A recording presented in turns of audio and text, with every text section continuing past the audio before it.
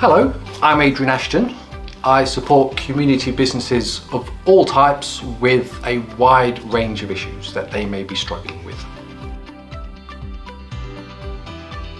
Governance is one of those words where many groups start to dread it a little bit, because whenever they're filling out a funding form, whenever they're bidding for a contract, or they're talking to an officer, someone says, "Tell me about your governance."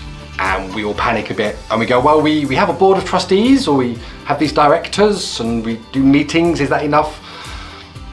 And we kind of fluff over it, which is a shame. And I think it's something about the jargon that comes with governance, because if you look up governance and you in the dictionary, or you go on one of these technical governance courses, you get bamboozled with these long flowing paragraphs that take you 3 breaths to get to the end of one sentence in, because of all this technical jargon in it. Ultimately, governance is about relationships. It's about the relationships you want to have with the different groups of people and organizations that are within and connected to your organization. Governance is what we call the systems and processes we create to protect and manage those relationships. And they're usually referred to as policies or codes of conduct, which are designed around our particular form as a community group. So this thing called governance is worth our paying attention to and putting a bit of time to, not just where we're at the point of starting up, but checking it on an ongoing basis, for 3 reasons. Number 1, it's about assuring our different audiences that we're a safe pair of hands. If we're asking someone else for their money, they want to be assured we're going to look after it.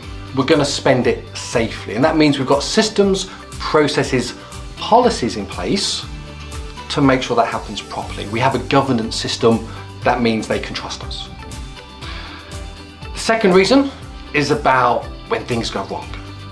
Because ultimately, as much as we all get along today, people change, right? We've all heard the stories. We used to get along great, and then they won the lottery, or then they got the promotion, and I think we change all the time. Sometimes, circumstances change and people may fall out of favor with each other. So having a system and a process, policies, codes in place, means that if people have a falling out, it can be managed objectively and cleanly. So at the very least, there won't be any bodies to have to kind of clean up afterwards. And hopefully actually it will minimize the stress, the distraction and the upset that everyone feels. And the third reason that this thing called governance is important is because 50 years from now, we're not going to be doing what we are today. 50 years from now, no one's even going to probably remember our name. Ideally, we should be on an island somewhere with pina coladas and nice books sitting on the beach. So we've got a question about those people who've come after us in our groups and businesses. What should they be bound to? What is it that we expect them to carry on? What are the standards that they should uphold after we're gone? And what should they have the flexibility to adapt to over time? So we've talked about how important it is for you to work out what kind of relationships you want to have with different people and how you want them to work. Unfortunately, there is a bit of a rider on this, and a but point. And that but point is, what's your legal form that you've chosen?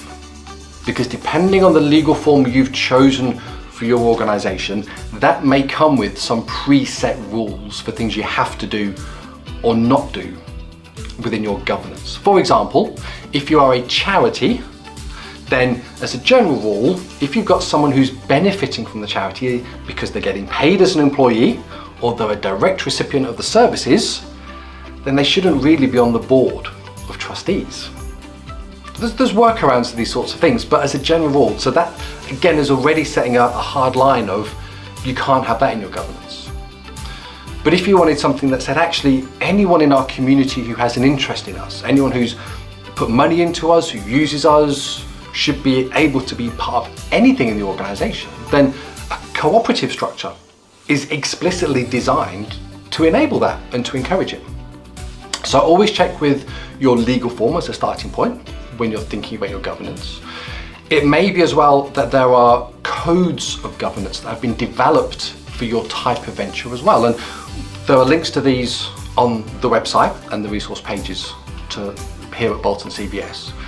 But a code of governance is a checklist that says if you are a cooperative or a charity or a sports club, for example, here is a checklist written in plain English about what's recognised as best practice when you're approaching designing these different relationships, and will keep you on the right side of what the regulator and the law expects of you within that form as well.